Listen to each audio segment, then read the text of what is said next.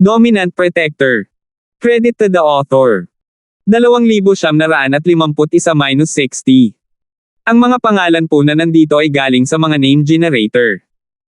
Kaya kung meron man pagkakatulad sa mga pangalan ng totoong tao o lugar, ito ay tunay na hindi sinasadya. Ngayong siya ay baldado, ang matanda ay wala nang dapat ikatakot, kaya't nagpa siya si Terence na hayaan na lamang silang tamaan siya. Ang pagsira sa kanyang dantian ay isang masakit na bagay, ngunit hanggat kaya niya itong makabalik ng buhay, may pag-asa pa rin. Bitik. Sa malutong na tunog, ang kanang paa ni Terence ay nabali ni Irving. Ikaw *MN Terence, nasiyahan ka ba sa pagtama ng paa ko? It's my turn this time. You can go to hell. Dahil doon, muling itinaas ni Irving ang kanyang paa at sinipa ang kaliwang paa ni Terence. Bitik. Isa pang malulutong na tunog, at nabali rin ang kaliwang paa ni Terence. Nabali ang magkabilang paa niya, at bumagsak si Terence sa lupa, ngunit hindi man lang siya nakagawa ng ingay. Tiniis lang niya ang sakit.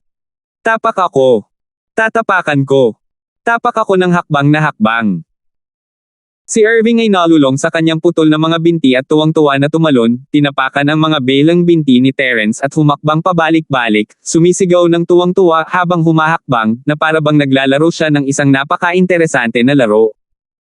Nakahiga si Terence sa lupa, walang ekspresyon ang mukha. Nagbigay ng aral sa kanya ang pangyayari ngayon kahit ito ay isang bagay na sinabi ng kanyang tagasunod, kailangan niyang mag-ingat dahil ang kanyang tagasunod ay may tatago rin sa dilim.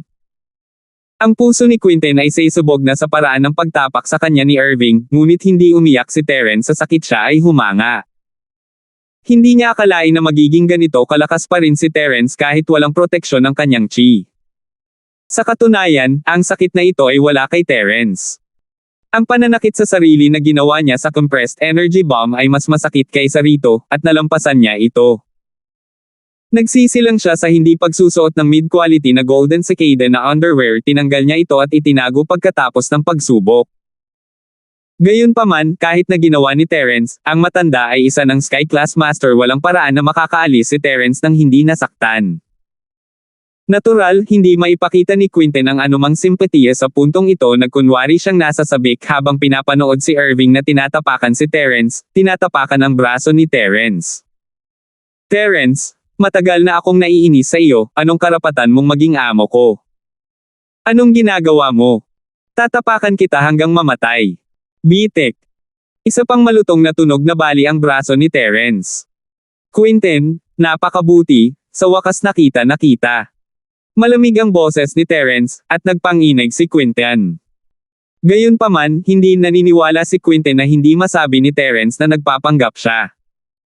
Mula sa sinabi ni Terence sa simula, nakikita siyang kumilos, dapat ay naunawaan na ni Terence na ililigtas niya siya. Ganun ba? Pero pasensya na, huli na. Dahil doon, natapakan ni Quentin ang kabilang braso ni Terence, at sa isa pang kaluskos, nabali rin ang kaliwang braso ni Terence. Single niya. Malamig na tumikim si Terence, hindi na nagsalita pa. Umalis si Quentin pagkatapos noon. Hindi siya katulad ni Irving, na gustong gumawa ng zombie dance sa mga binti ni Terence nang napakatindi na ang kanyang mga buto ay pumuputok at malapit ng madurage. Tapos ka na. Tapos ipagpatuloy ko ang pagtapak.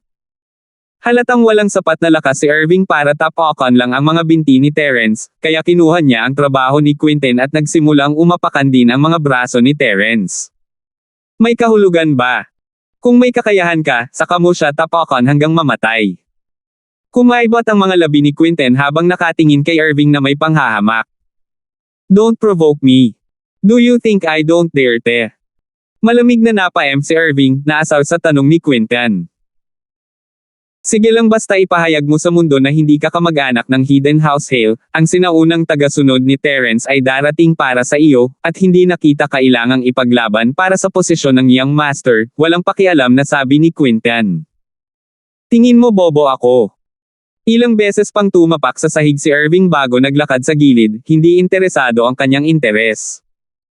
Sinabi niya sa kanyang ama, Lolo, ipauubaya ko sa iyo ang pagsira ng mga meridian at dantian kung hindi ko magawa ito ng maayos, sa tingin ko ay mas malala pa ang Quentin. Pinagmasdan ni matandang Hale ang kanyang dalawang apo na pinagtatawanan ang isa't isa, ngunit hindi nagbago ang kanyang mukha.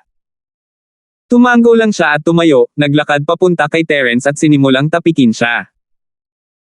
Ang pagsira sa meridian ng isang tao ay isang mahirap na gawain, ngunit syempre, kung si Terence ay walang chi na nagpoprotekta sa kanya, ito ay magiging mas madali. Ang kailangan lang gawin ni Lolo Hale ay hanapin ang tamang lugar at pindutin ito. Kaya, mula sa itaas hanggang sa ibaba, sinira ni Lolo Hale ang lahat ng meridian sa katawan ni Terence, at pagkatapos ay sinira ang kanyang dantian. Noon lang siya tumayo, nasiyahan, Irving, Quinten, iuwi si Terence. Siya ang bisita natin, syempre kailangan nating bawiin. Oo, Lolo.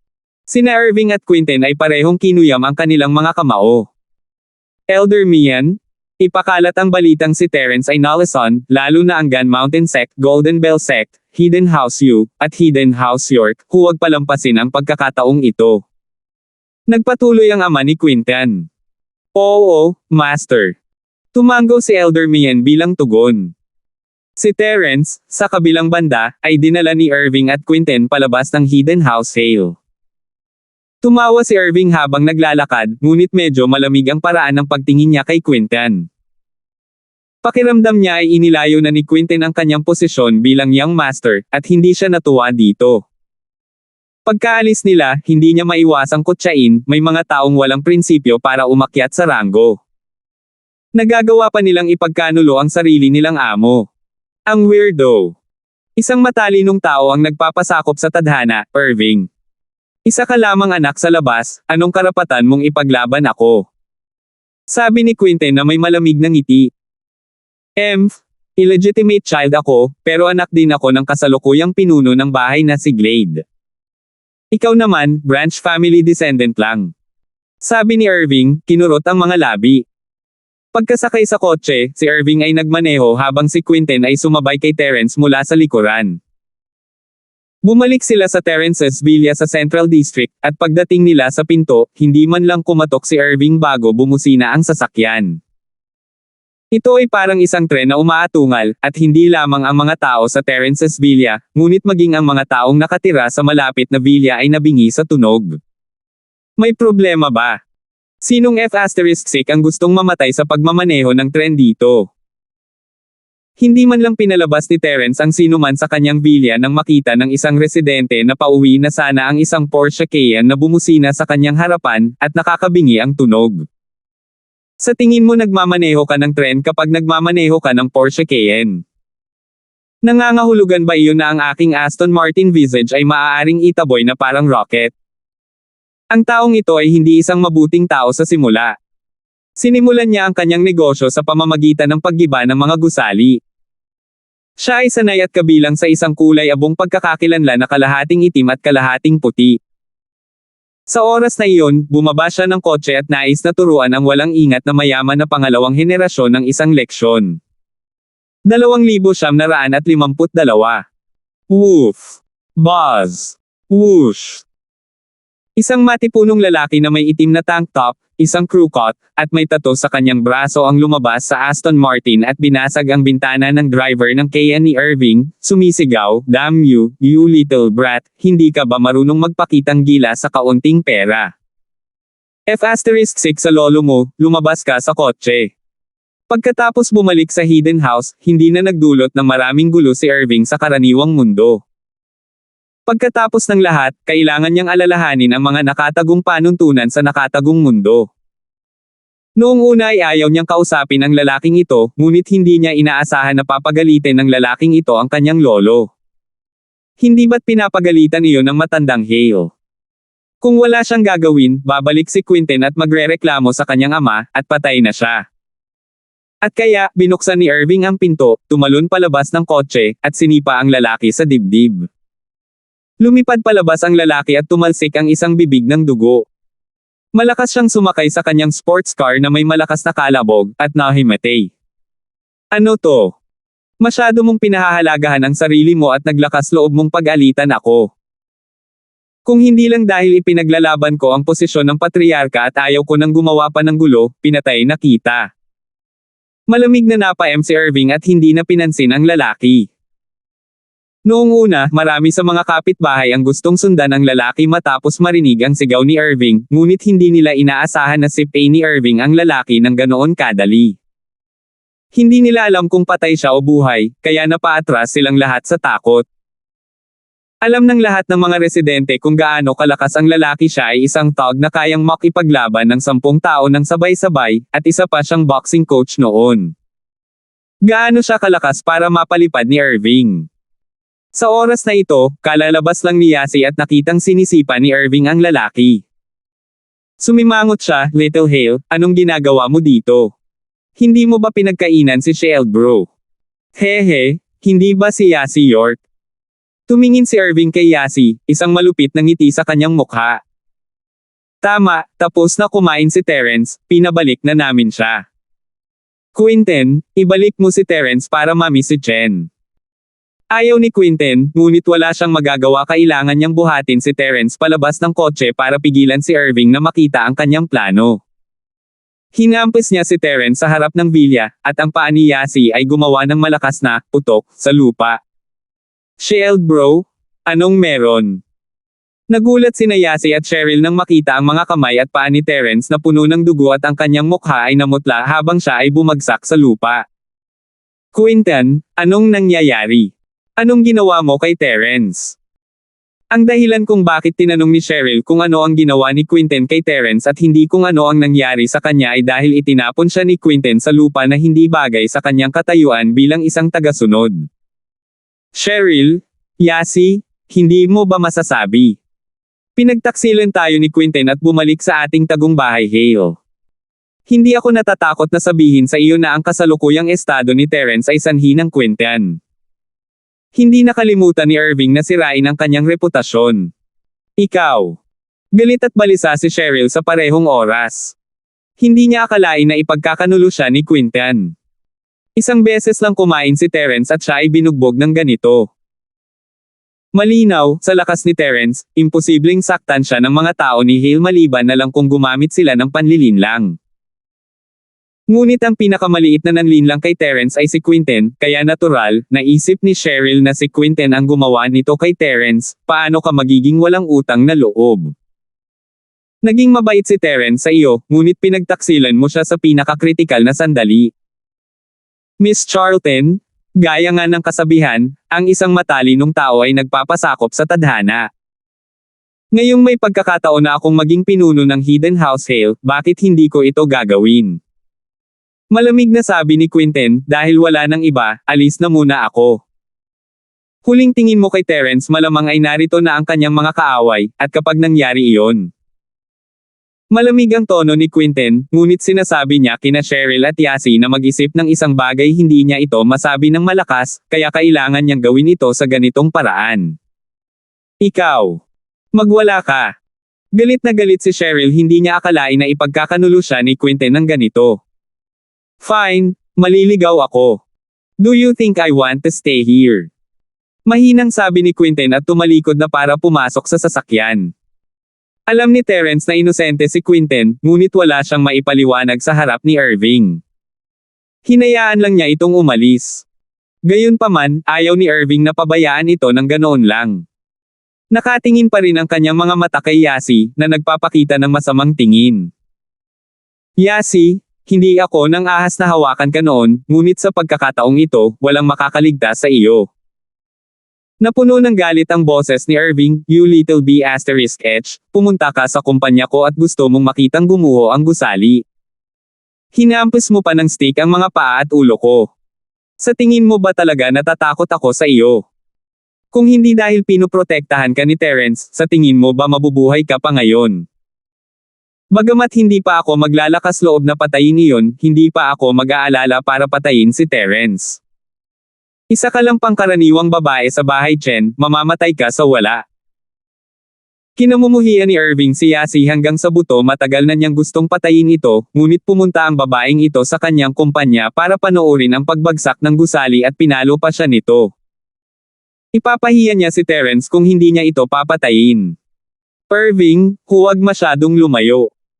Walang sinabi si Terence, ngunit hindi na niya ito mapigilan.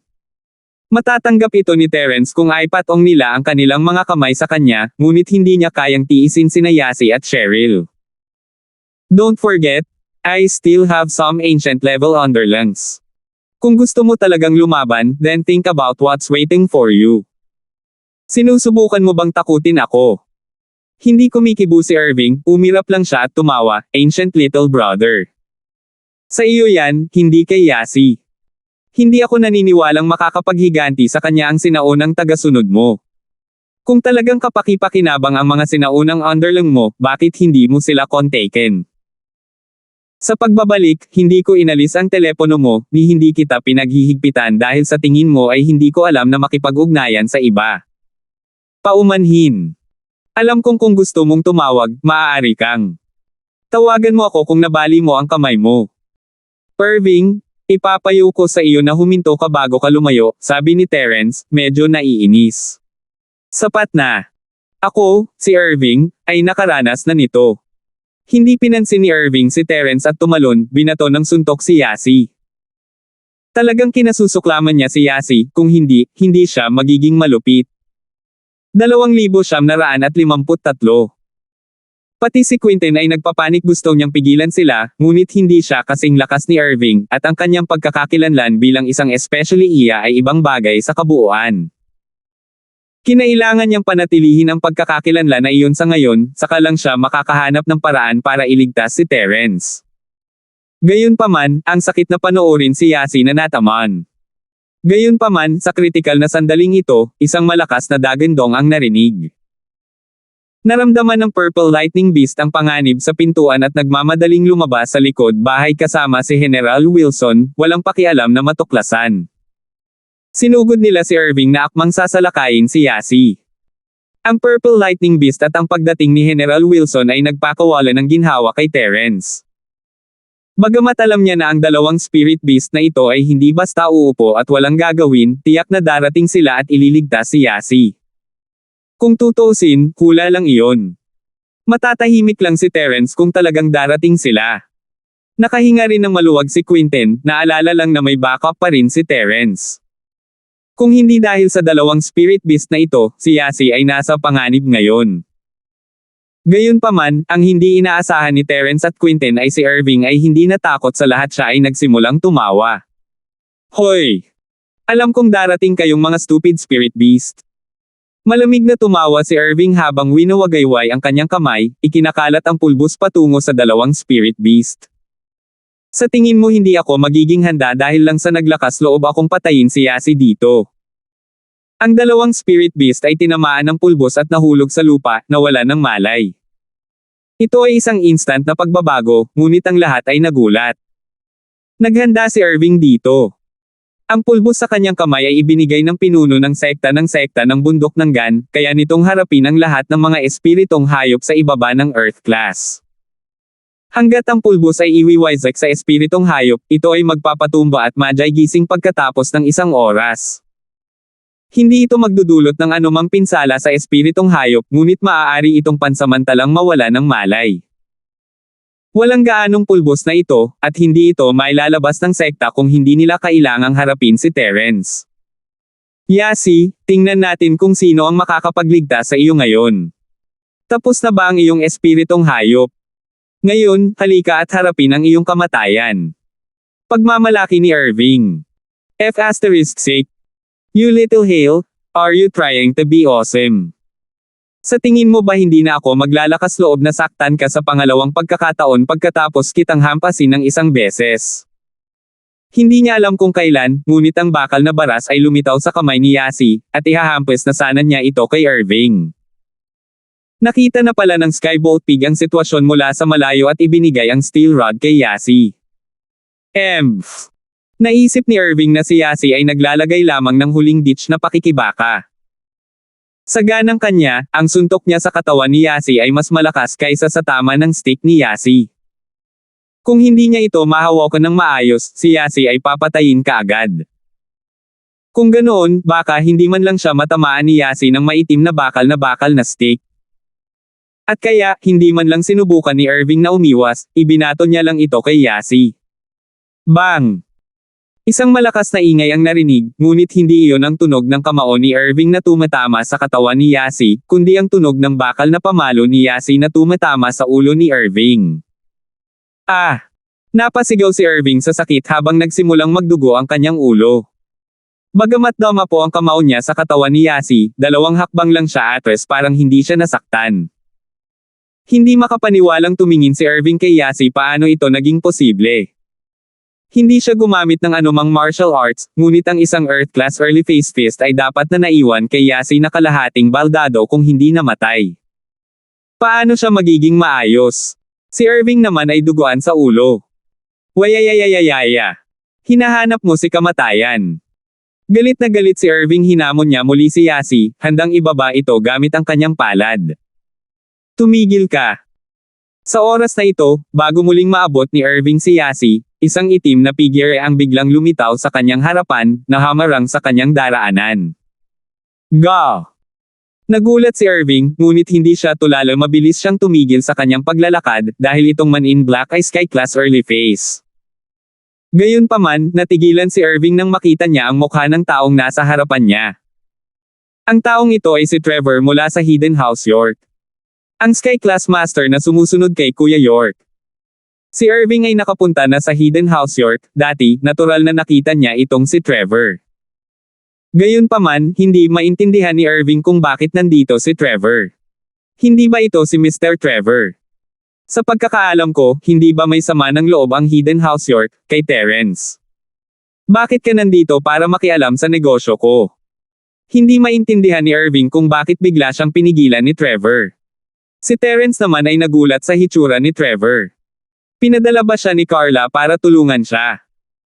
Ngunit sa pag-iisip tungkol dito, tila hindi posible si Trevor ay tagasunod ni Xavier, at may mataas na posisyon sa Hidden House York. Kahit ang pinuno ng bahay, si Alfred, ay hindi makapag-utos sa kanya, lalo na si Carla. Irving, dapat tumigil ka na. Hindi sumagot si Trevor sa tanong ni Irving dahil may mga bagay na hindi niya masagot. Ang petsa ng kasal at mana ay malapit ng ipahayag, at nagpasya si Trevor na pumunta dito upang maiwasan ang anumang mangyari kay Yasi. Sinong mag-aakala na makakasalubong niya si Irving na sinusubukang patayin si Yasi? Kung hindi dahil sa katotohanang hindi masabi ni Trevor sa kanya, napatay na niya si Irving. Si Yasi ay hindi isang taong mahawakan niya. Bukod sa pamana at pakikipag-ugnayan ni Yasi, hindi niya kayang tumabi at panoorin si Irving na binyo-bully siya. Anong ibig mong sabihin? Natarante si Irving, Trevor, pinuprotektahan mo si Terence. Malamig na tumikim si Trevor, ngunit hindi tumugon. Dahil ba kay Carla? Nasa tabi ni Terence ang tagong bahay mo, York. Naramdaman ni Irving na parang may nahulaan siya, at labis siyang nabigla habang nagtatanong siya ng walang katiyakan, hindi kaya ang isang bahay na tulad ng Hidden House York, ay nagsisimula ng magkaroon ng magandang relasyon kay Terence. Hindi ito isang bagay na dapat mong alalahanin. Mahinang sabi ni Trevor. Mr. Trevor, hayaan mo akong bigyan ka ng payo. Terence ay isang lumpo na ngayon, at kahit ang Diyos ay hindi siya maililigtas. Siya ay nakatakdang maging lumpo habang buhay, at marami siyang kaaway maaaring may maghayganti bukas. Ipinapayo ko sa iyo na layuan mo siya, kung sakaling malagay ka sa gulo. Payo ni Irving. This is our Hidden House York's business, we don't need you to worry about it. Tapos ka na ba? Tanong ni Trevor. Kung tapos ka na, pagkatapos ay mawala ka. Kailangan mo ba akong ihatid sa iyo? 2,954. Ikaw. Hindi inaasahan ni Irving na magiging matigas ang ulo ni Trevor, at malamig ang ugali niya kahit anong sabihin niya, kalimutan mo na, aalis na ako. Kung ayaw mong makinig, edi sige. Malamig na tumikim si Trevor at sumagot. Hindi talaga alam ni Irving ang gagawin, tumalikod siya at sumakay sa kotse, magmaneho ka, sira ulo ko. You deserve it, sino ba ang nagtanong sa iyong makialam dito? Sarkastikong sabi ni Quentin habang sumakay sa driver's seat, pinaandar ang sasakyan, at umalis. Mr. Trevor, bakit mo ako tinutulungan? It's Carla. Nasugatan si Terence, pero hindi umabot sa puntong hindi siya makapagsalita. Curious niyang tanong. Gayunpaman, hindi nagbigay ng tugon si Trevor kay Terence. Tumalikod siya at umalis. Ang biglaang pagdating, tulong, at pag-alis ni Trevor ay nalito kay Terence, ngunit may isang tao na nakaintindi kung bakit niya ito ginawa, Yasi. Gayunpaman, walang maihayag si Yasi. Nag-squat siya at hinawakan ang kamay ni Terence. "Shield bro, kumusta ka na?" "Oo, Terence, paano ka nasugatan ng ganito? Ibabalik kita sa kwarto mo para magpagaling," sabi ni Cheryl. "Okay."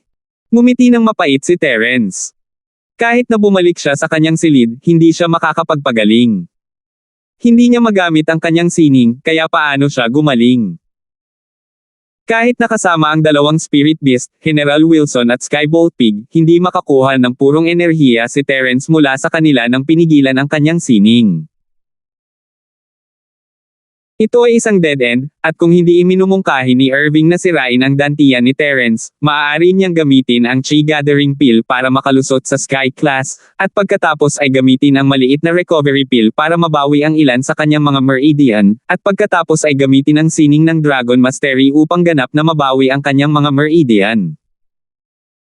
Kahit na wala siyang recover pill, maaari niyang gamitin si General Wilson o Skybolt Pig para gumaling, ngunit ginulo ni Irving ang plano ni Terence. Kinailangan niyang aminin na si Irving ay medyo liko, at inilagay niya si Terence sa isang napakahirap na sitwasyon. Inilipat ni na Cheryl at Yasi si Terence pabalik sa silid ng magulo. Wala silang magawa, ngunit ngumiti si Terence at inaliw sila. "Yasi, bakit ka nakasuot ng mid-quality na cicada bra?" Naalala ni Terence na inalis niya ang mid-tier na panloob na Golden Cicada kapag bumalik siya mula sa pagsubok ng Sky Elixir Sect. Hindi niya akalain na ilalabas ito ni Yasi at isusuot ngayon, ngunit sa kabutihang palad ay ginawa niya ito, kung hindi ay hindi niya magagawa ang suntok na iyon. Bagamat pinahinto ni Trevor ang Irving, ang mid-grade na damit na panloob na Golden Cicada ay gumaganap pa rin ng isang mapagpasyang papel. Tungkol sa hitsura ni Trevor, hindi naintindihan ni Terence, ngunit nagpapasalamat siya. Kung hindi dahil sa kanya, ibinaling ni Irving ang kanyang atensyon kay Cheryl pagkatapos mabaigo ang kanyang pag-atake kay Yasi. Si Yasi ay may mid-quality na Golden Cicada bra, ngunit wala si Cheryl. Kung talagang tinamaan ni Irving si Cheryl, hindi maiisip ang kahihinatnan. "Hindi ko alam, akala lang ni Yasi ay masaya, kaya sinuot niya ito.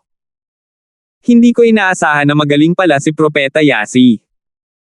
Hindi alam ni Yasi na hindi pa makaka-recover si Terence, kaya napaka-relax ng tono niya, walang bahid ng kalungkutan.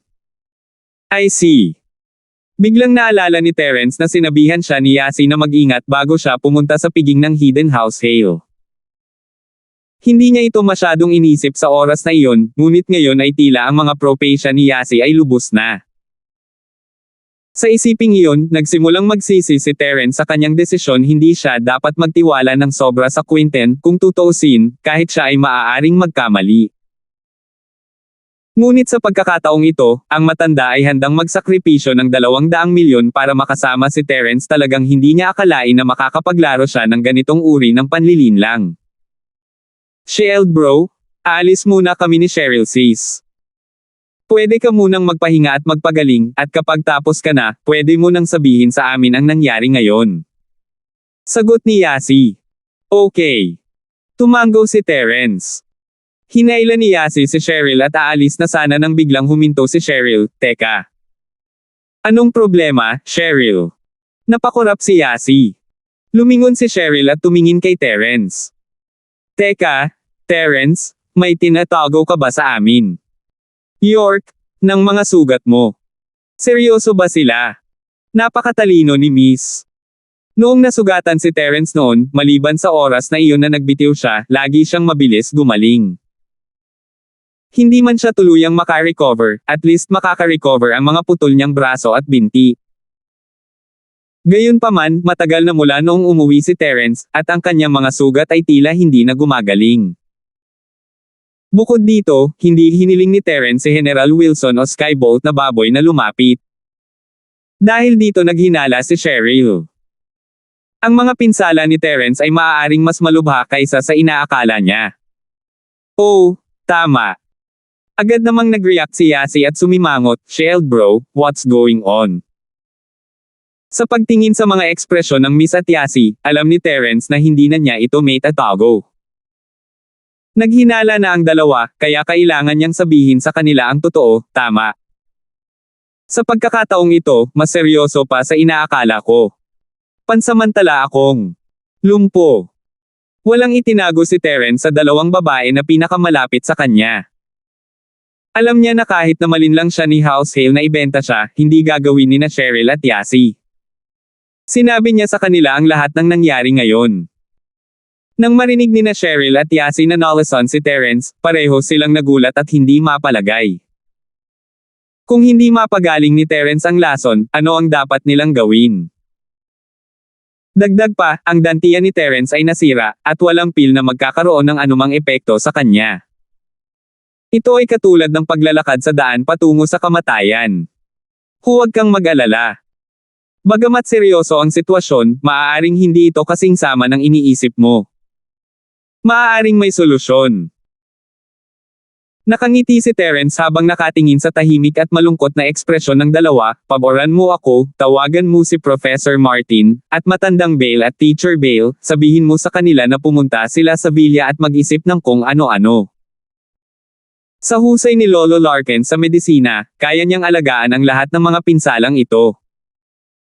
Matagal bago ako makarecover, pero ang gulo ko, mapapagaling ako.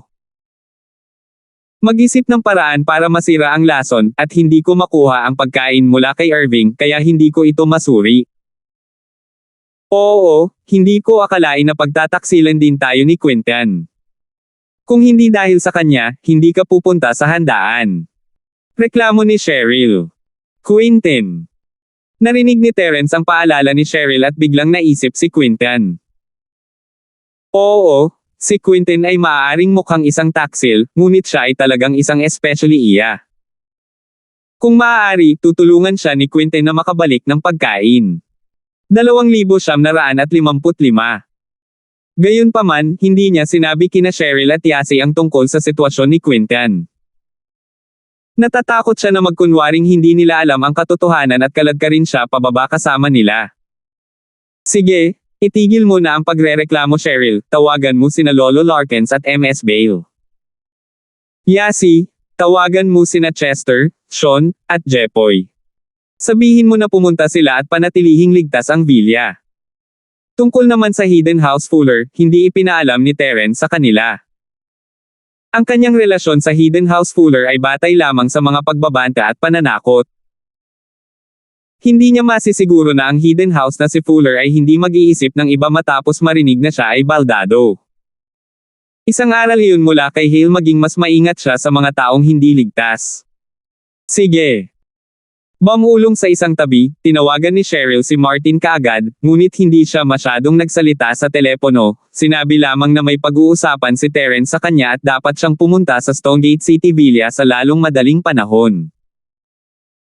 Hindi sigurado si Martin kung bakit siya hinanap ni Terence ng ganoon kabilis, ngunit gusto rin niyang bisitahin si Martin.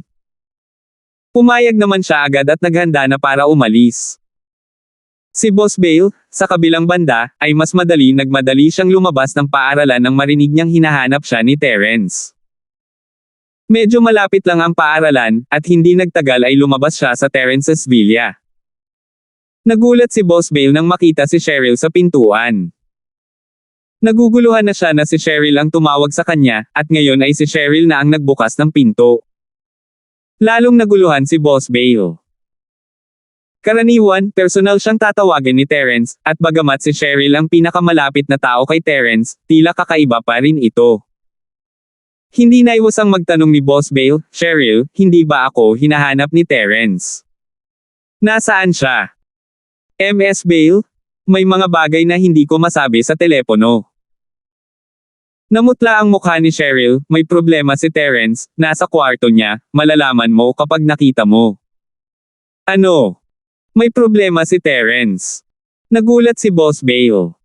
Mabilis siyang pumasok sa villa, kahit na nakalimutan niyang magpalit ng sapatos. Si Cheryl, gayunpaman, ay hindi nagpaalala sa kanya wala siyang oras para alalahanin iyon. Itinulak niya ang pinto at pumasok sa silid ni Terence. Nagulat si Boss Bale nang makita si Terence na nakahiga sa kama na may dugo sa buong paa. Terence, anong problema? Bakit hindi mo pagalingin ang sarili mo? Alam ni Boss Bale kung ano ang kaya ni Terence, dapat ay gumaling na siya sa sarili ngayon, ngunit bakit nasa ganitong estado pa rin siya? Kanina pa siya tumawag, dapat naka-recover na si Terence ngayon. Teacher Bale, mahabang kwento. Mapait na ngumiti si Terence, walang tinatago. Ipinaliwanag niya ang lahat kay Boss Bale ng detalyado, lalo na tungkol sa lason. Kaya pala, hindi napigilan ni Boss Bale na sumimangot at mapalalim sa pag-iisip. Teacher Bale, you're very knowledgeable. Wala na ba talagang panlunas sa 1,000-year poison na dinaranas ko? Hindi handang sumuko si Terence. Kung mahahanap niya ang panlunas, kung gayon ang lahat ay magiging mas madali. Pagkatapos ng lahat, ang lason ay may suppressive effect sa practitioner's arts. Kapag nalason siya, hindi na niya magagamit ang sining ng practitioner. Nasira lahat ang meridian at energy center ni Terence, ngunit hanggat magagamit niya ang chant, maaari niyang gamitin ang Skybolt Pig o General Wilson para gabayan ang chant at pagalingin ang kanyang meridian at energy center. Gayunpaman, kung hindi niya magagamit ang mantra, ang lahat ay walang laman na usapan. Sa palagay ko nakita ko na ang 1,000 taon na lason na ito sa isang lugar, ngunit tulad ng alam mo, ginugol ko ang halos lahat ng oras ko sa pag-aaral ng alchemy. Tinatamad akong hawakan ang anumang bagay na walang kinalaman sa alchemy, kaya wala akong maisip na impormasyon tungkol sa lason na ito ng ilang sandali. Walang magawang umiling si Boss Bale at humihingi ng tawad, pero tatanungin ko si Junior Brother Albert kung may pagkakataon ako. Baka alam niya. Gayunpaman, sinabi rin ng matandang Hale na ang lason na ito ay walang lunas. Natatakot ako na kahit alam natin ang mga detalye, wala itong silbi. Boss Bale, sabi ni Terence, sa normal na sitwasyon, paano mo aayusin ang isang sirang dantian? Inaayos ang iyong dantian. Pinaikit ni Boss Bale ang kanyang mga mata at nahulog sa malalim na pag-iisip. Sabi na noong sinaunang panahon, hindi lang kayang ayusin ng mga master ng ilang sinaunang sekta ang mga dantian at meridian, kundi muling itayo ang katawan. Ngunit ang mga pamamaraang ito ay nawala. Narinig ko lang na sinabi sa akin ng aking Panginoon ang ilang mga katulad na kakaibang bagay, ngunit hindi niya binanggit ang mga detalye. Sa palagay ko ay hindi rin alam ng aking Panginoon. I see. Mapait na ngumiti si Terence. Kung may paraan para maayos ito, ang aking mga meridian ay hindi nasira ng matagal nang walang solusyon. Ikinalat ni Boss Bale ang kanyang mga kamay at sinabing, nakilala lang kita pagkatapos mo akong pagalingin. Ito lang ang nakita at narinig kong paraan para pagalingin ang pinsala ng isang tao. Kung hindi ako nalason, hindi magiging problema ang pag-aayos ng mga meridian at dantian ko. Pero hindi ko magawa ngayon. Hindi alam ni Terence kung ano ang gagawin. Kung hindi alam ni Boss Bale ang gagawin, wala na talagang ibang paraan. Ang tanging pag-asa ni Terence ngayon ay si Elder George at ang Maldita na iyon. Ayos lang po, Mr. Bale. Pwede po kayong magpahinga dito saglit. Tinawagan ko po si Lolo Martin para tingnan ang mga sugat ko. Kahit anong mangyari, kailangan ko po muna silang gamutin. Mabuti naman. Pupunta ako sa sala at kontaken ko si Albert. Pwede ka nang magpahinga. Hindi inistorbo ni Boss Bale si Terence, tumayo at naglakad palabas ng kwarto. Sinundan siya ni Cheryl at Yasi palabas, naiwan si Terence na mag-isa sa silid. Elder George, alam mo naman ang sitwasyon ko ngayon, di ba? Ano ang dapat kong gawin? Apurahang tanong ni Terence pagkatapos makapasok sa Jade Space. Linbrat, hindi maganda ang sitwasyon mo. Ang sining ng Dragon Mastery ay ganap na napigilan. Wala akong maisip na solusyon sa ngayon. Naging seryoso rin ang mukha ni Elder George, halatang problemado sa kasalukuyang sitwasyon ni Terence. Nasaan na ang multo? Tumingin si Terence sa sulok ng Jade Space. Walang reaksyon. Malamang nasa dormant state na naman. Makakatulong lang ito kapag nasa panganib ka, sabi ni Elder George, ngunit kung gising lang iyon. Kung hindi, hindi nito malalaman kung mamamatay ka.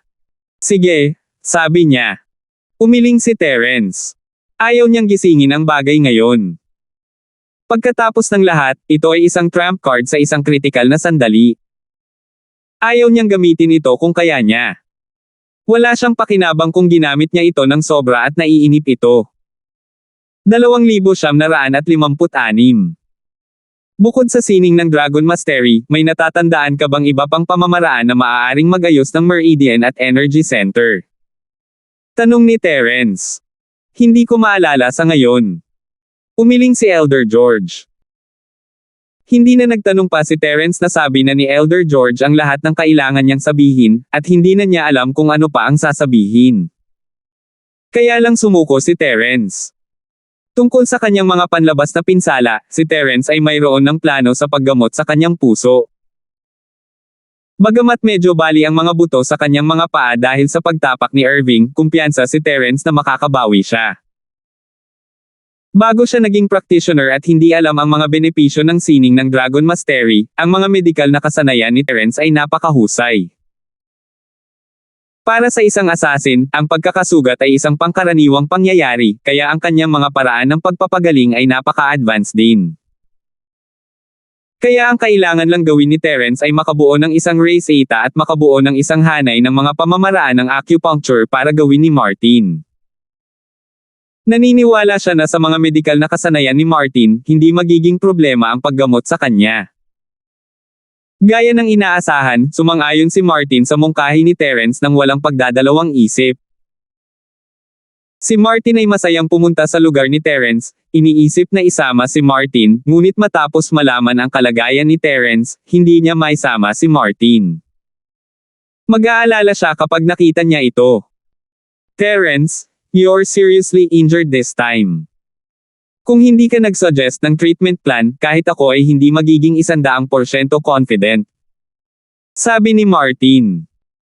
Oo, pero superficial injuries lang ang kaya kong gamutin. York, ng iba pang internal injuries, wala akong magagawa for the time being. Napabuntong hininga si Terence. Ang antas ng kalaban na kinakaharap mo ngayon ay lampas sa aking kakayahan. Hindi kita matutulungan. Ngunit kailangan mong manatili doon, sabi ni Martin. Kung hindi mo talaga kaya, magtago ka na lang. Ayokong malungkot si Zinzin. Naantig ang puso ni Terence, alam niya kung ano ang ibig sabihin ni Martin, ngunit hindi siya makapagbigay ng masyadong maraming tugon kay Martin sa ngayon. Sapat na ang mga babae sa tabi niya, at hindi na talaga siya makapangako sa kanya. Kailangan lang niyang sumabay sa agos para sa mga bagay na ganito. Ngunit tumango pa rin si Terence, naiintindihan ko. Salamat sa paalala, Lolo Larkins.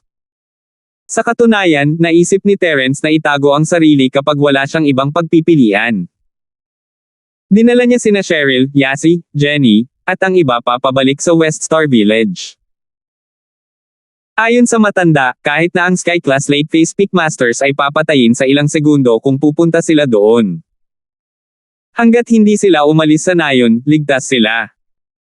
Gayunpaman, kung sina Sean, Jepoy, Chester, at ang iba pa ay nasa panig ni Terence, kung gayon ang mga kaaway sa nakatagong antas ay magiging maingat pa rin. Para sa mga kaaway sa sinaunang antas, kahit na hindi nasugatan si Terence, siya ay mamamatay pa rin kung ang mga matatanda ng araw-araw at araw-araw na sekta ay dumating upang salakayin siya. Ito ay higit pa para sa 5 elemento ng sekta, at si Terence ay walang anumang puwang upang lumaban. Nagpasya siyang maghintay at tingnan kung ano ang sitwasyon.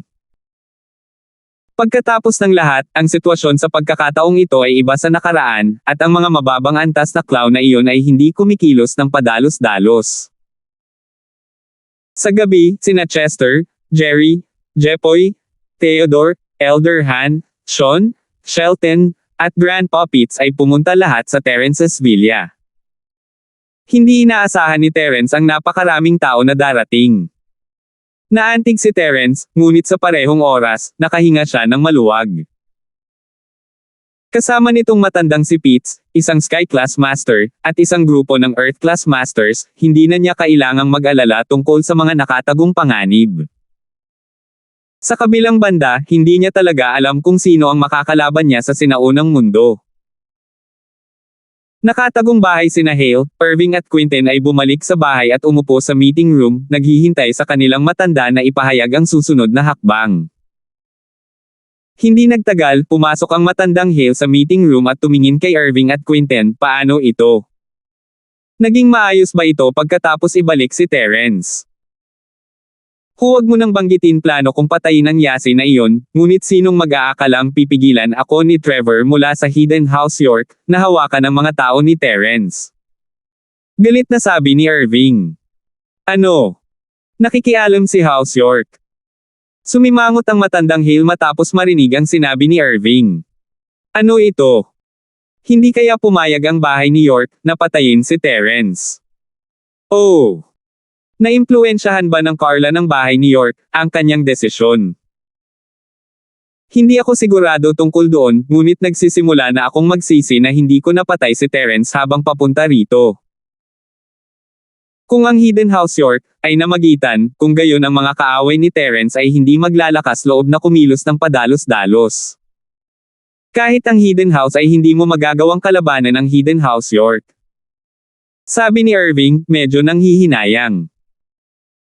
Mabuti kung papatayin mo siya, pabor ako dyan pagkatapos mo siyang patayin, susundan ka ng sinaunang tagasunod ni Terence para sa paghihiganti, at ako ang magiging pinuno ng bahay. Kumaibat ang mga labi ni Quinten. Quinten, tumigil ka. Biglang ikinaway ng ama ni Quinten ang kanyang kamay. Lolo, ikaw ay. Huminto si Quinten. Quinten, pagkatapos ng maingat na pagsasaalang-alang, sa tingin ko ang posisyon ng young master ay dapat pa ring mapunta kay Irving. Kung tutuusin, ipinangako ko muna sa kanya. Ikaw naman, pinagtaksilin mo ang bahay noon, at ngayon ay nagtaksil ka na kay boss. Hindi ito magiging sapat para kumbansihin ang publiko, kaya kung mananatili kang ligtas at maayos sa ating tagong bahay Hale, mahahanap kita ng posisyon sa hinaharap bilang elder Mian. Ang matandang Hale ay nagbuhos ng isang balde ng malamig na tubig sa ulo ni Quinten. Nag-iba ang mukha ni Quinten hindi dahil may pakialam siya sa posisyon ng young master, siya ay isang especially iya, kung tutuusin, ngunit hindi niya akalain na magiging ganito kawalang puso ang kanyang lolo. Maging ang kompetisyong ipinangako niya sa kanya ay kasinungalingan. Marahil ay hindi ito isang malalim na pag-iisip, pinaplano ito ng matanda sa simula pa lang, at gustong patayin ang asno pagkatapos ng insidente kay Terence. Hindi man lang niya naisip na gawin siyang young master. Ang lahat ng ito ay isang scam. Gaya ng inaasahan, ang ganitong uri ng baliw na tao ay hindi nakarapat-dapat na maging pamilya ni Quinten ngayon, sa wakas ay nagpasya na si Quinten na putulin ang lahat ng relasyon sa Hidden House Hale. Palagi siyang may pag-asa noon, ngunit pagkatapos ng nangyari sa pagkakataong ito at iniisip kung gaano katanda ang pagtrato ni Master Hale kay Zhu at pangalawang Zhu, naramdaman niyang isa lang siyang chess piece na magagamit ng matanda. Kapag magagamit na siya, magkukunwari siyang manganggako ng mga benepisyo, ngunit kapag hindi na siya magamit, itatapon niya. Kuya Mien. Sa mga mata ng iba pang mga alagad ng bahay na si Hale, si Elder Mian ay nasa tuktok na ng food chain, ngunit hindi siya direktang inapo ng bahay ni Hale. Si Quinten ay isang direktang inapo, ang dapat ipagmalaki noong siya ay nasa posisyon ng isang attendant. 2,957. Lolo, all this time nagsisinungaling ka sa akin, hindi ba? Nagbago ang mukha ni Quinten. Natigilan ang ama ni Quinten, ngunit hindi niya ito sinubukang itago. Tumango lang siya at sinabing, tama na. Kung hindi ako nagsinungaling sa'yo, paano ka naging loyal sa akin? Si Terence ay pinagtaksilan ng kanyang tagasunod, malamang ay nalulungkot siya. Hahaha. Kaya pala, ginagamit nila ako. Dumilim ang mukha ni Quinten habang nakayuko. Quinten, bakit hindi mo iniisip kung sino ka? Minsan mo nang ang pinagtaksilan ang bahay Hale, paano ka namin magagamit? Sa utak ng baboy na tulad mo, gusto mo pa akong kalabanan sa posisyon ng padre de pamilya. Paanong posible iyon?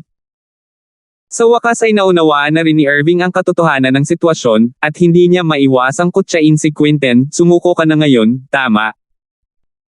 Kaya, kahit gaano ako kahirap, hindi pa rin ako kasing galing ni Irving sa iyong paningin. Hindi ba kayo natatakot na lumipat ulit ako sa panig ni Terence? Napabuntong hininga si Quinton. Oh, pwede ba? Tumingin ang matandang Hale kay Quinton na may ngiti na hindi isang ngiti, sa tingin mo matatanggap ka pa rin ba ni Terence kung sasabihin mo sa kanya? Huwag kalimutan kung sino ang nabali ng kanyang braso. Namumula ang mukha ni Quinton, ngunit ang kanyang mga mata ay puno pa rin ng ayaw. Sa anong batayan? Nagdala rin ako ng pangatlong ranggo na tableta. Walang batayan ito bilang pinuno ng bahay, kailangan mong itakwil ang sarili mong pamilya. Mas mahusay ang ginawa ni Irving kaysa sa iyo sa aspetong ito, iyon lang.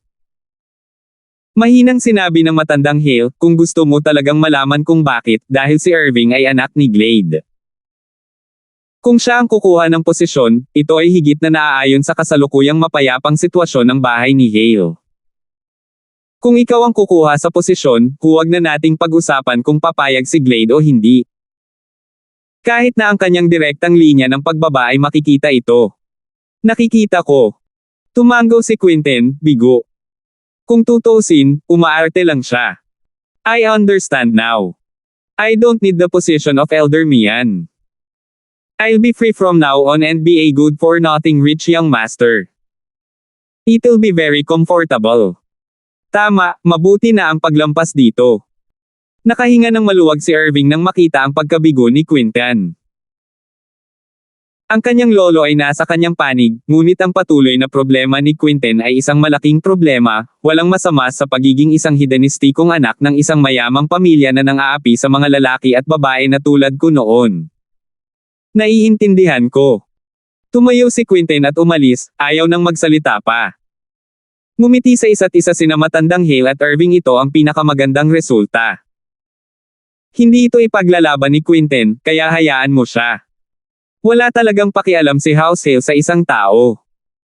Bantayan mong mabuti ang panig ni Terence, tingnan kung ano ang ginagawa ng Hidden House York. Sabi ng matandang Hale.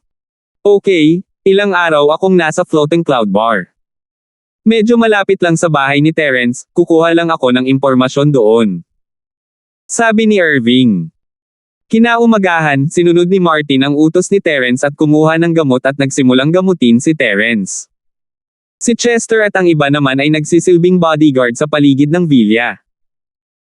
Ang bahagyang ikinagaan ng loob ni Terence ay dapat na kumalat na ang balita ngayon, ngunit wala ni isang nakatagong bahay ang dumating para sa paghihiganti. Ang magkapatid na Fuller, sa kabilang banda, ay dumating na. Chester, bakit hindi mo sinabi sa amin na nasugatan si boss? Sa tingin mo ba mahina kami o ano? Wala kaming Sky Class Masters, pero hindi mo kami pwedeng tingnan ng ganyan, di ba? Medyo galit na sabi ni Mitoy. Ito. Ngumiti ng mapait si Chester, wala akong Sky Class Master sa bahay ko, di ba? Marahil ang dahilan kung bakit hindi ka inimbitahan ni boss ay dahil malayo ang pamilya Fuller. Ano ang tungkol sa bahay, Pete? Hindi naman mas malayo ang house, Pete, sa atin. Tanong ni Mitoy, medyo ayaw pa rin. Sige, Mitoy. Nandito tayo dahil may Sky Class Master tayo, dahil nandito tayo, sabay nating protektahan ang boss. Walang kwenta ang pag-usapan ito. Sabi ni Sean, sinusubukang ayusin ang mga bagay-bagay. Tama ka. Tiningnan ni Nanding si Mitoy, sinabi sa kanya na huwag isipin iyon. Nagkaroon siya ng magaspang na ideya, marahil ito ay dahil ang Hidden House na si Fuller ang huling sumama kay Terence, at hindi talaga sila pinagkakatiwalaan ni Terence, kaya hindi niya sila tinawagan. Ngunit si Nanding at Mitoy ay nangunguna sa kanila. Mula nang magsimula silang magtrabaho kasama si Teofisto, madalas na nakita ni Nanding at Mitoy sina Teofisto at Raul Gold. Palagi nilang naririnig na pinag-uusapan nila kung gaano kalakas si Terence. Si House Gold lang ang nakatakas sa lahat ng makapangyarihang tao sa Starfield dahil sinunod nila si Terence at hindi nagbago ang isip. Ang mga taong walang puso at mapagmatuwid sa sarili tulad ng sekta ng Golden Bell ay patay na lahat. Bilang resulta, naimpluwensyahan din ang pag-iisip ng Hidden House Fuller na dama nila na ang pagsunod kay Terence ay ang pinakamahusay na pagpipilian. Nang marinig nila na si Terence ay nasugatan, hindi nila inisip ang kinabukasan ng bahay ni Fuller, ngunit protektahan muna siya. Sa ganang kanila, ang mga sugat ni Terence ay tiyak na gumaling, at hindi nila ito masyadong inisip. Gayunpaman, ang pagdating ng magkapatid na Gold, ay nakahinga ng maluwag si Terence. Mukhang maaasahan ang kanyang mga kapatid. Tulad ng pakiramdam ni Terence na masaya sa sitwasyon ng kanyang tagasunod, ang unang bagay na nagpalungkot sa kanya ay dumating sa villa. Isang nakakabinging dagandong ang nagmula sa pasukan ng villa ni Terence, bahay ba ito ni Terence? Ang boses ay puno ng paghamak at paghamak. Nagulat si Chester at ang iba pa. Dali-dali silang lumabas ng villa at nakita nila ang isang middle-aged na lalaking nakablak na nakatayo sa harap ng pinto at mayabang na mukha. Nakaharap sa langit ang kanyang mga mata at ilong, na para bang siya ang hari ng mundo. Sino ka? Anong ginagawa mo dito? Tiningnan ni Chester ang lakas ng tao. Ito ay isang Earth-class late-phase peak, ngunit si Chester ay kasama ni Terence, at nakilala na niya ang isang Sky-class master. Bakit siya matatakot sa Earth-class late-phase peak? Ikaw ba York, ng Terence na bata? Tumingin ang Man in Black kay Chester at ngumuso. Bakit mo hinahanap ang boss namin? Hindi nagustuhan ni Mitoy ang maangas na ugali ng lalaki. Siya ay isang Earth-class late-phase peak, ngunit mayroon silang isang grupo ng mga Earth-class practitioner sa kanilang panig, hindi banggitin ang isang Sky-class tulad ng lumang Pitts. Ang amo mo. So mga alipin kayo ni Terence. Napatingin ang Man in Black sa grupo ni Mitoy na nagtataka. Hindi niya inaasahan na magkakaroon ng ganito karaming lalaki si Terence. Sino ka? Earth-class late-phase peak ka lang. Don't you think it's a bit too much to say that in front of me? Sa sandaling iyon, nag-walk out si Lolo Pitts. 2,958. Dahil doon, inilipat niya ang chi sa paligid niya na inihayag ang kanyang lakas bilang isang physical master ng Heaven class. Heaven rank. So ano? Ang Man in Black ay hindi natakot sa lahat. Sa halip, mas lalo siyang nagmukhang disdain, isang grupo lang sila ng mga nagtatagong bahay. Sa tingin ba nila ganoon kalakas sila? Ano ang gusto mong gawin? Huwag mag-aksaya ng oras mo.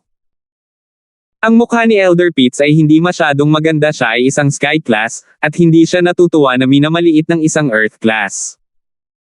Ayos lang kung ito ay isang tulad ni Terence, ngunit ito ay isang taong hindi pa niya nakilala noon. Hindi ako natatakot na sabihin sa iyo na ako ay mula sa sinaunang sekta, Xuanji Dark Palace. I'm an elder and emissary of the Dark Palace, mayabang na sabi ng Man in Black. Bakit hindi ka lumuluhod? Isang sinaunang sekta. Sumimangot si Elder Pitts. Narinig na niya ang tungkol sa palasyo ng kadiliman noon. Isa sila sa pinakamahina na sinaunang sekta, ngunit sila ay mga sinaunang sekta pa rin, pagkatapos ng lahat, at mayroon silang maraming mapagkukunan.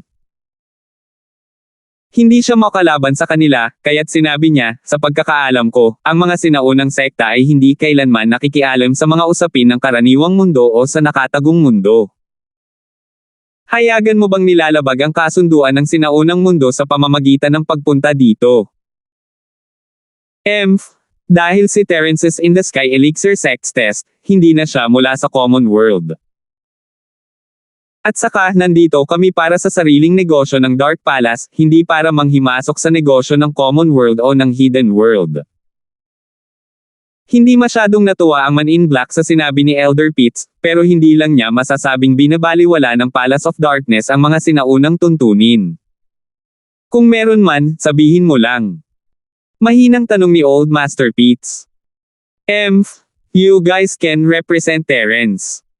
Sabihin mo dun sa junior na to get the hell out here.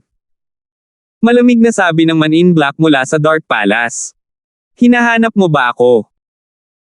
Itinulak ni na Cheryl at Yasi ang wheelchair ni Terence palabas ng villa, at nagsimulang sumakit ang ulo ni Terence nang marinig niya na ang mga tao ay mula sa Dark Palace. Hindi niya akalain na magiging napakahiganti nila ang Ancient Ones ay pumunta sa Common World para guluhin siya. Isa na siyang baldado, paano niya ito haharapin? Isa lamang itong Earth-class late phase peak, at kakayanin ito ni Grandpa Pitts, ngunit kung papatayin niya ang taong ito at dumating ang isa pang Sky class, paano niya iyon haharapin? Gayunpaman, masyadong nag-iisip si Terence. Kahit na ang madilim na palasyo ay walang kahihiyan, hindi sila mangangahas na sumalungat sa mga sinaunang tuntunin. Sinamantala lang nila ang isang butas at tumawid sa linya. Pagdating sa interes ng mga sinaunang sekta, pinahintulutan nila ang mga tao sa sinaunang antas na pumunta sa sekular na mundo para sa mga personal na bagay, hanggat maaari nilang lutisin ito ng mapayapa. Ngunit ang mga aksyon ng matanda ay kanyang sariling mga aksyon sa ganang kanya, tinatakot lang niya si Terence. Ang iba pang mga sinaunang sekta ay hindi makikita ito, at walang sino man ang magsasabi ng kahit ano. Ang tunay niyang layunin ay pilitin si Terence na ibigay ang pil na kanyang nakuha. So ikaw si Terence Jr. Tumingin ang Man in Black kay Terence at natigilan. Paano ka naging baldado? Hindi kaya napakaraming masamang bagay ang nagawa mo at pinarurusahan ka ng langit. Kung may sasabihin ka, sabihin mo. Sumimangot si Terence, hindi siya sigurado kung para saan ang Man in Black dito. Logically speaking, hindi niya pinatay ang dalawang disipulong iyon ng Dark Palace, kaya hindi dapat magkaroon ng anumang sama ng loob sa pagitan nila. Kahit na gusto nilang maghiganti, dapat ang araw-araw at araw-araw na sekta na darating para sa kanya, hindi ang Dark Palace. Sa panahon ng paglilitis, inagaw mo ang dalawa sa mga espiritong damo ng aking alagad. Nabalitaan ko na ibinigay mo ito sa iyo at sa iyong nakababatang kapatid. Inutusan ka ng Supreme Elder na ibalik kaagad ang dalawang pagsubok na espiritual na halamang ito, ang sabi ng Man in Black. Kung hindi mo gagawin, ito ay isang provocation sa Dark Palace. Ito ay katumbas ng isang deklarasyon ng digmaan. Hindi naintindihan ni Terence ang sinasabi ng Man in Black, ibinigay na namin ang lahat ng spirit herbs sa Sky Elixir Sect. Kung gusto mo sila, maaari kang pumunta sa kanila. Anong ginagawa mo dito? Ikaw at ang iyong mga kampan ay nagpalit ng dalawang Grade 3 Great Recovery Pill para sa Trial Elixir na ninakaw mo sa amin. Huwag mong isipin na hindi ko alam ang tungkol doon. Dahil wala kang anumang espiritual na gamot, ibigay mo sa akin ang ninakaw na 3rd Grade Great Recovery Pill na ipinalit mo sa espiritual na gamot na ninakaw mo. Sabi ng Man in Black. Ha! Sa wakas ay alam na ni Terence kung bakit siya narito, ito ay para sa rank 3 Recover Pill. Pagkatapos magpatalo, gusto niyang agawin ang Grade 3 Great Recovery Pill. Kung hindi nasugatan si Terence, pinalipad na sana niya ang taong ito ng may sampal, ngunit ngayon, kahit na nahaharap siya sa isang mas mahinang Earth-class late phase peak, hindi mapabayaan ni Terence ang kanyang pagbabantay. Anong tinatawa-tawa mo? Bilasan mo at ibigay mo ang mga nakaw na gamit, at ililibre kita sa iyong parusa. Kung hindi, kalabanan mo sa publiko ang Dark Palace. Ngumisi ang Man in Black.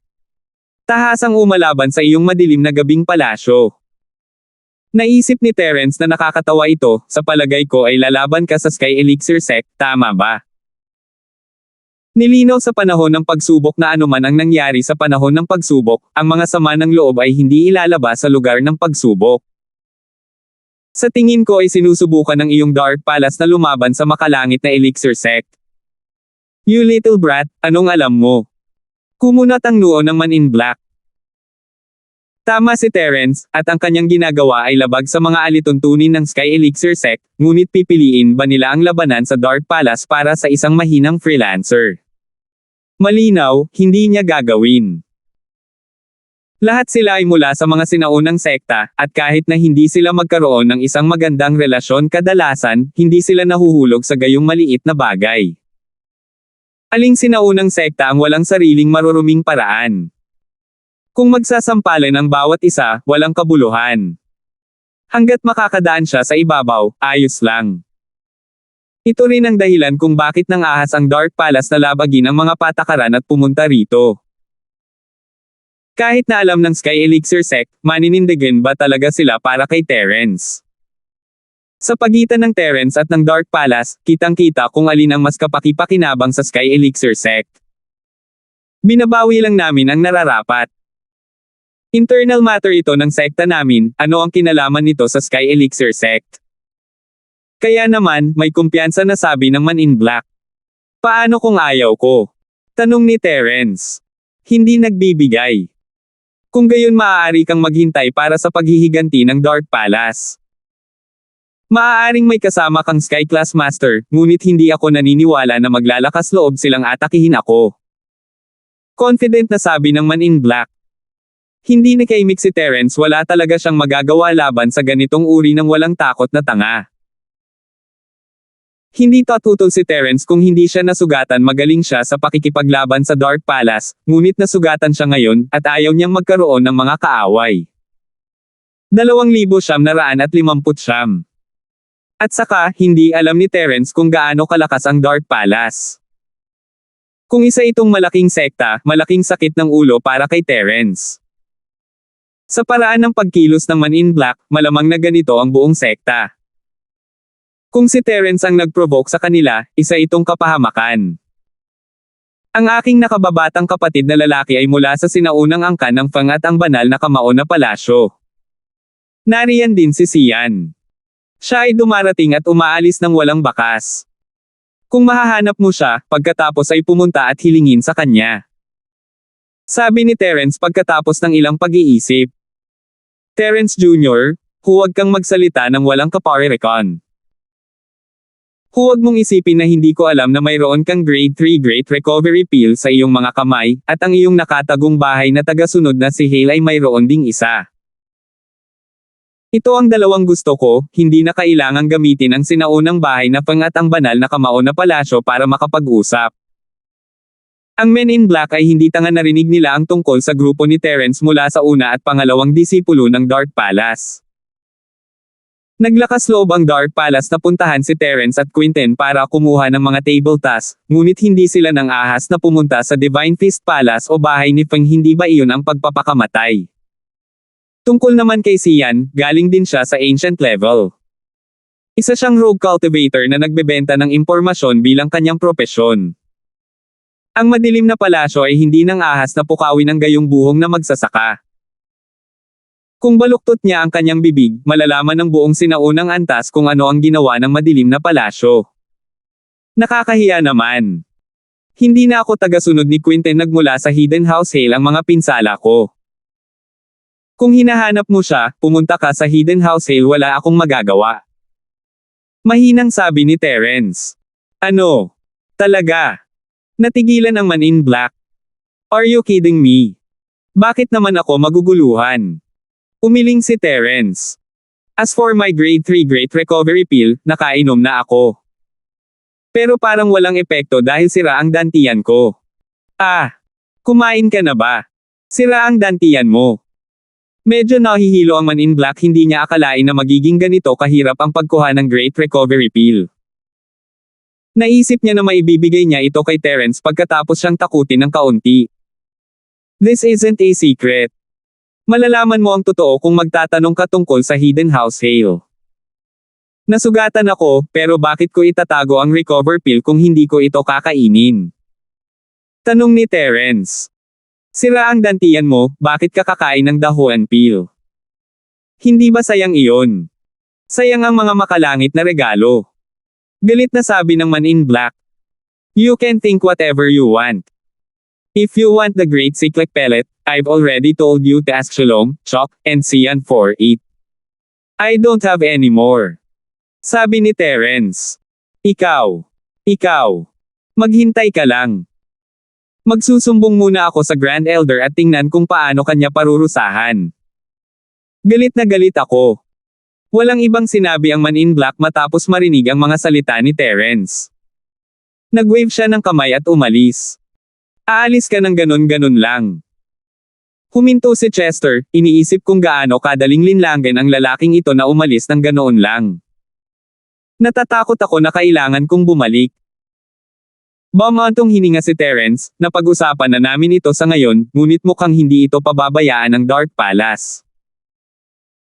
Pagkaalis ng Elder in Black mula sa Palace of Darkness, bumalik siya sa hotel na pansamantalang tinutuluyan niya at dinial ang numero ng Grand Elder. So it's Elder Black Clothes. How's the matter? Ibinalik sa atin ng batang Terence na iyon ang tableta, tama. Mula sa pananaw ng Grand Elder, ito ay isang napakadaling gawain. Narinig ni Terence ang pangalan ng isang sinaunang sekta, bakit hindi niya iniabot ang tableta? Pagkatapos ng lahat, ito ay naiiba sa paglilitis. Ang background at kapangyarihan ng isang tao ay ang mga salik sa pagpapasya, hindi ang lakas ng isa.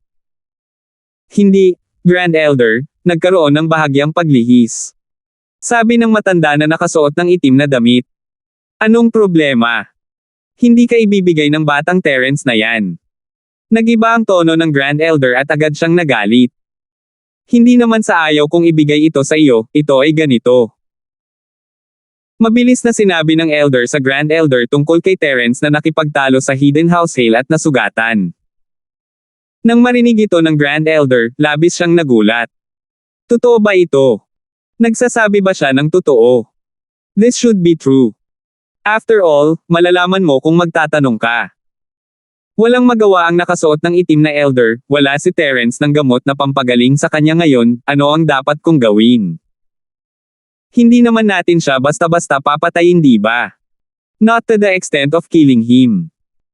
Bagamat isa lang siyang parang langgam na solo cultivator, kami ay isang sinaunang sekta.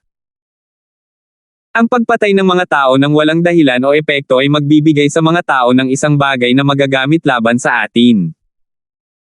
Maaari mo siyang takutin at gamitin ang babaeng Cheryl na iyon bilang isang hostage upang mabawi ang tableta ni Sian. Kung hindi, mapilayan mo si Cheryl kung ibibigay niya ito sa iyo. Pailay ang kanyang ama, si Pablo. Hindi ako naniniwala na hindi ito ibibigay ni Terence sa kanya, si Quinten, siya ay isang tagumpay, hindi sila maglalakas loob na hindi siya ibigay kung ikaw mismo ang pumunta doon. Sinabi ng Grand Elder pagkatapos ng ilang pag-iisip. Oo. Tapos hahanapin ko si Terence bukas. Napaawang ang bibig ng matanda na nakasuot ng itim. Alam niya kung sino si Cheryl. Hindi ito lihim sa madilim na palasyo, at malalaman ng sino mang may kaunting katayuan. Ngunit dahil iginiit ng Grand Elder, kailangang pumayag ang nakaitim na matanda. Hindi siya elderly, at wala siyang nararamdaman para kay Cheryl, lalo na kay Pablo. Pagkatapos ibaba ang telepono, nagpa siya ang nakaitim na Elder na pumunta muli sa Hidden House Sale para kunin muli ang Grand Recovery Pill, gayon din para malaman ang katotohanan ng mga sinabi ni Terence. Ang Hidden House Sale ay nasa lungsod din ng Stonegate, at bagamat hindi ito malapit sa Terence's Villa, hindi nagtagal ang isang Earth-class late phase peak tulad ng naka-blacklad na Elder na tumakbo roon. Hindi nagtagal, dumating siya sa pasukan ng Hidden House Sales Manor. Sino dyan? Private property ito, please leave if you have nothing else to say. Tactful ang disciple on guard's words. Kung tutusin, madalas may mga ordinaryong tao na hindi sinasadyang nakapasok dito, kaya't hindi nila ito masungit. Ito ang Hidden House Sale. Sinulyapan ng nakaitim na matanda ang nakabantay na alagad at nagtanong. Oh, alam mo York, ng Hidden House Sale. Sino ka? Anong negosyo mo dito? Natigilan ang alagad sa ekspresyon ng guard at mabilis itong nagtanong. Sabihin mo sa manager mo na lumabas at sabihin sa kanya na may importante tayong bisita. Mayabang na sabi ng nakaitim na matanda. Pinarangalan na panauhin. Nagbago ang mukha ng alagad sa guard at sinabing, narito ka ba para manggulo? Kung sino man ang gusto mong makita, sabihin mo lang. Huwag kang maghanap ng gulo, hindi ito lugar para kumilos ka ng masama. What's wrong? Hindi ka magsusumbong. Dahil doon, ipinakita ng nakaitim na nakasuot na Elder ang kanyang lakas bilang isang Earth-class late phase peak. Earth-class late phase peak. Nagulat ang guard may Sky-class early phase sa bahay, ngunit ang Earth-class late phase peak ay bihirang mahanap pa rin. Hindi siya nang ahas na maging mabagal at mabilis na sinabi, kung gayon, mangyaring maghintay. Kung hindi ka nagpakita ng mga pakulo, akalain mong isa kang big shot. Ang nakaitim na nakasuot na matanda ay ngumisi at tumingin. 2,960. Sinabi ng guard kay Elder Mian na dumating na ang Earth Class late phase peak, at agad na ipinaalam ni Elder Mian kay Elder Hale. Hindi nagtagal, lumabas ang matanda kasama si Irving. Hindi sila nang ahas na magpabeya o kumilos ng mayabang, iniisip kung narito sila upang balikan si Terence. Ngunit hindi yun maaaring alam ni Terence na siya ay isang Sky Class, kaya bakit siya nagdala ng Earth Class late phase peak? Mamamatay na ba siya? Sa kabila ng kanilang mga iniisip, mabilis pa rin silang lumapit sa pinto. Nang makita ng matandang master na si Hale ang man in black sa pintuan, hindi niya maiwasang magtanong, maaari ko bang itanong kung anong negosyo mo dito? Ikaw ang taong namamahala sa Hidden House, Hale. Ang nakaitim na nakasuot na elder ay tumingin kay Old Master Hale at nagtanong. Oo, ako ang pinuno ng Hidden House, Hale, at ikaw. Sumimangot ang matandang Hale parang hindi sila narito para bumawi kay Terence, ngunit ano ang ginagawa nila? Mahabang kwento, si Terence ay may tagasunod na tinatawag na Quinten, tama ba? Siya ay isang disipulo ng iyong nakatagong bahay, Hale, tama ba? Tanong ng nakaitim na matanda. Oo. Nag-alinlangan ang matandang Hale ngunit tumango pa rin. Pagkatapos ng lahat, walang paraan upang itago ito. Galing man o hindi ang Quinten sa bahay ni Hale ay isang bagay na madaling malaman. Medyo nataranto lang siya dumating ba siya dahil kay Terence. Ninakaw ni Terence at ng kanyang follower ang mga elixir namin noong pagsubok ng Sky Elixir Sect. Galit na galit ang Grand Elder namin, at pinadalhan niya ako para sabihin sa iyo na kung ibibigay mo ang elixir na nakuha mo kapalit ng Class 3 Great Recovery Pill, ang ninakaw na item, pakakawalan ka namin. Kung hindi, hehe. Pagbabante ng nakaitim na matanda. Ano? Ang mga elixir ni na Terence at Quinten sa pagsusulit ay ninakaw sa iyong Dark Palace. Natigilan si Old Master Hale. Alam niya ang tungkol sa Dark Palace, isa itong sinaunang sekta, ngunit kahit na hindi siya sumali sa pagsubok ng Sky Elixir Sect, alam niyang walang sino man ang may background o status sa pagsubok. Ano man ang nangyari doon ay hanggang sa langit, at walang ganoong bagay bilang pag-aayos ng mga marka pagkatapos ng katotohanan. Ano ang mali sa Dark Palace? Tama. Bilisan mo at iabot mo ang Rank 3 Great Recovery Pill na iyan, at ginagarantiya ko na magiging maayos ka. Ang nakaitim na nakasuot na matanda ay humimok ng walang pasensya. Nagkatinginan ng matandang Hale at Irving. Hindi nila alam kung bakit may taong mula sa Dark Palace na lalabag sa mga patakaran at pumunta rito para kumuha ng tableta, pero naibigay na ni Quinten ang tableta sa matandang amo nila, kaya syempre, hindi nila ito ibibigay. Bagamat ibinigay ni Quinten ang tableta kapalit ng titulong Young Master, ang matandang Hale ay nagkunwaring hindi alam at itinago ang tableta para sa kanyang sarili. Hindi lang si Quinten ang follower ni Terence, at mayroon din siyang rank 3 Great Recovery Pill, maaari mo siyang puntahan para dito. Hinihikayat ni Irving. Si Terence ay nasugatan ninyo, at uminom siya ng recovering pill, sayang lang. Kung makukuha ko ito mula sa kanya, kakailanganin ko ba ang tulong ninyo? Kung ayaw ninyong makaranas ng anumang pisikal na sakit, mabilis na ibigay ang mahusay na gamot sa pagpapagaling. Kung hindi, babawiin ko ang mga binti ng aso ninyo kapag naiinip na ako. Ang nakaitim na nakasuot na elder ay agad na nagalit nang makita niya na ang mga tao ng nakatagong pamilya Hale ay napakawalang malay. Break my legs. Tapos hindi ko rin ibibigay. Hit me if you dare. Nagningning ang mga mata ni Irving habang mariin niyang sinabi. Sa tingin mo wala akong lakas ng loob na lumaban. Galit na galit din ang nakaitim na nakasuot na elder, sipa niya ang mga binti ni Quinten, sumigaw, ang ikatlong galaw ng alupihan na may libong paa. Bang! Nabali ang mga binti ni Irving, ngunit gulat na napatingin siya sa nakaitim na nakasuot na elder. Ang martial skill na ginagamit ng nakaitim na nakasuot na elder ay tinatawag ding 1,000 legs. Napaluhod si Irving sa lupa, ngunit nakalimutan na niya ang sakit. Ang kanyang mga mata ay puno ng pag-asa, guro, mangyaring tanggapin ang busog ng alagad na ito. Natigilan ang nakaitim na matanda, may problema ba itong si Irving? Nakaluhod siya sa lupa matapos mabali ang kanyang mga paa. Bakit siya biglang naging alagad? I broke your legs, not your head. Are you crazy? Sino ang amo mo? Guro, para sabihin sa iyo ang totoo, nagsasanay din ako ng 1,000 sipa, at iyon ang dahilan kung bakit hiniling ko sa iyo na baliin ang aking mga paa. Sinubukan kong alamin ito sa aking sarili, ngunit hindi ko pa rin ito makuha, kaya nang makita-kita ngayon, natural na lumuhad ako sa iyong harapan. Si Irving ay hindi isang tanga, alam niyang ito ay isang pagkakataon. Maging ang hari ng bahay ni Kang ay kahit papaano ay nagawang maging ika-8 elder ng Heavenly Elixir Sect, anong uri ng pagkakataon ito? Maging si Leandro ay nagawang maging disipulo ng pang-araw-araw at pang-araw-araw na sekta, at siya, si Irving, ay may mas mataas na punto ng pagsisimula kaysa sa kanilang lahat, ngunit hindi pa siya narinig noon.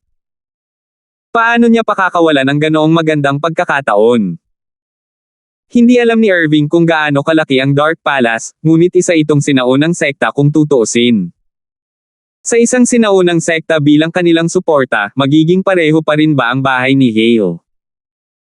Ang nakaitim na nakasuot na elder ay hindi nakinig sa hindi makatwirang pambobola ni Irving, narinig lamang niya na nabali niya ang kanyang binti upang magsanay ng 1,000 legs technique. Nagulat siya at hindi naiwasang magtanong, nabali mo ba ang iyong paa bago ka naging cultivator, o pagkatapos mong maging cultivator? Ginawa namin, at ginawa namin.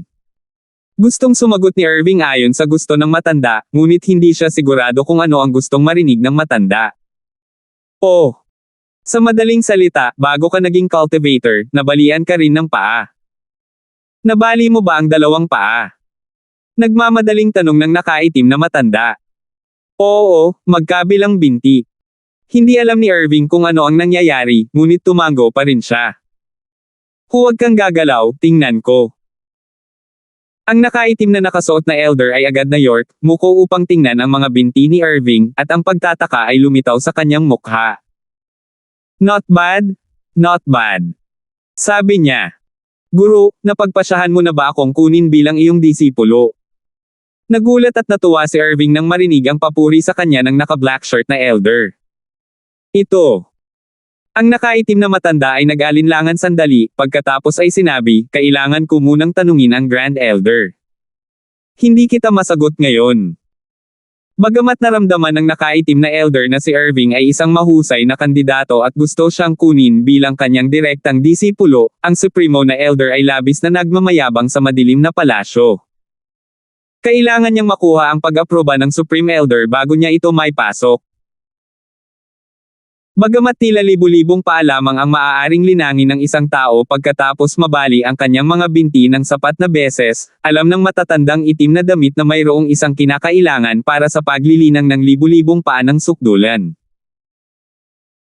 Iyon ay, bago maging isang magsasaka, ang isa ay dapat na baliin ang parehong mga binti at ganap na mabawi ang mga ito nang hindi nag-iiwan ng anumang natitirang epekto.